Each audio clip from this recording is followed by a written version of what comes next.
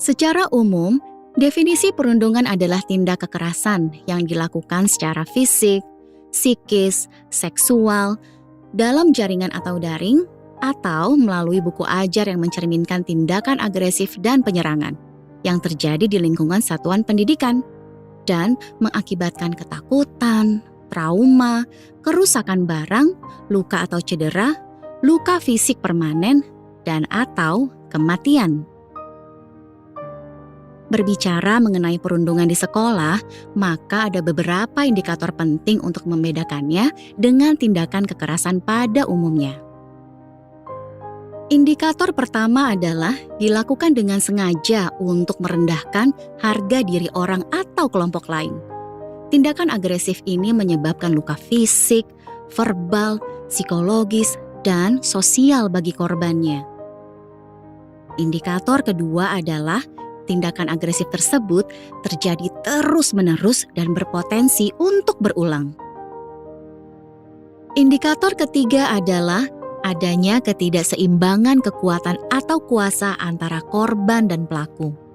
Kita mungkin sering melihat situasi ketidakseimbangan fisik, seperti tubuh pelaku yang lebih besar atau lebih kuat dari korban.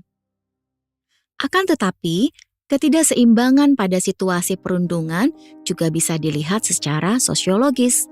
Misalnya saja, ketika kita melihat pelaku yang lebih kaya, lebih populer, lebih pintar, atau identitas dan status lainnya. Ketidakseimbangan sosiologis ini sangat luas dan mungkin tidak kasat mata. Maka dari itu, pendidik perlu memiliki kepekaan terhadap pertemanan muridnya. Tanpa adanya tindakan yang dilakukan untuk merendahkan harga diri orang lain, ketidakseimbangan kekuatan, dan pengulangan tindakan, sebuah tindakan di sekolah hanya dikatakan agresi atau kekerasan, bukan perundungan. Indikator ini kemudian bersatu dan membentuk fenomena perundungan di sekolah, yang terjadi dengan melibatkan hubungan antar individu atau kelompok di lingkungan sekolah. Seiring perkembangan zaman, perundungan juga terjadi di dunia maya atau biasa kita kenal sebagai cyberbullying. Cyberbullying atau perundungan daring dilakukan dengan menggunakan teknologi, seperti melecehkan orang lain melalui ponsel atau situs jejaring sosial berbasis internet, membuat situs web pribadi yang memfitnah orang lain, atau sengaja mengecualikan seseorang dari berinteraksi dalam ruang jejaring sosial, seperti WhatsApp, Line, dan sebagainya. Cyberbullying langsung terjadi ketika komunikasi berulang yang tidak diinginkan dikirim langsung pada korban.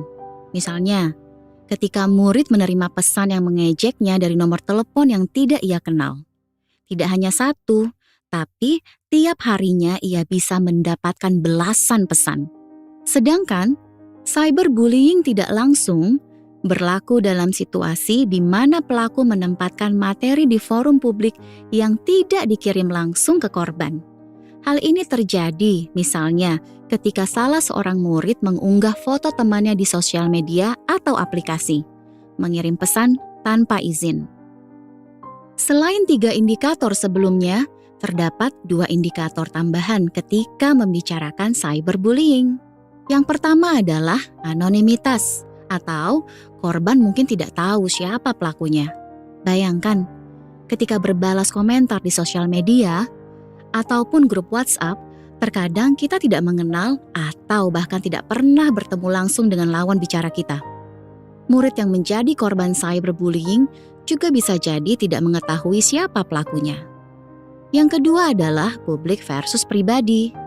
Dampak cyberbullying mungkin lebih besar ketika terjadi di depan umum melalui internet daripada sebagai pertukaran pribadi menggunakan komunikasi elektronik antara pelaku dan korban.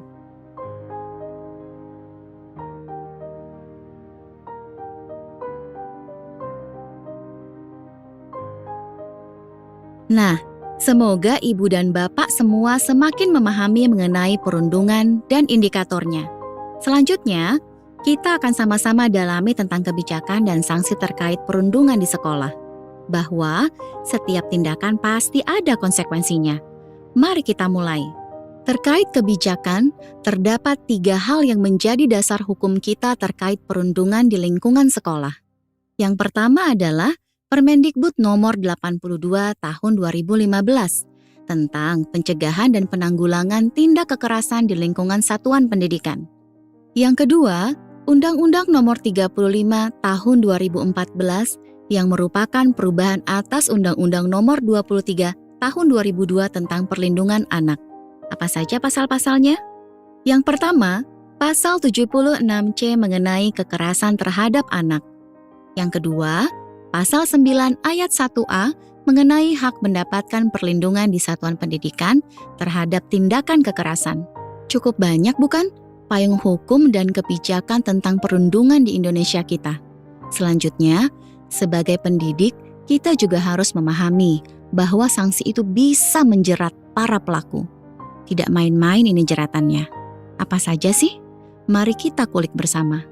Semua sanksi yang berlaku berasal dari ketentuan dalam Undang-Undang nomor 35 tahun 2014 tentang perubahan atas Undang-Undang nomor 23 tahun 2002 tentang perlindungan anak, pasal 80 ayat 1, 2, 3 tentang perlindungan anak.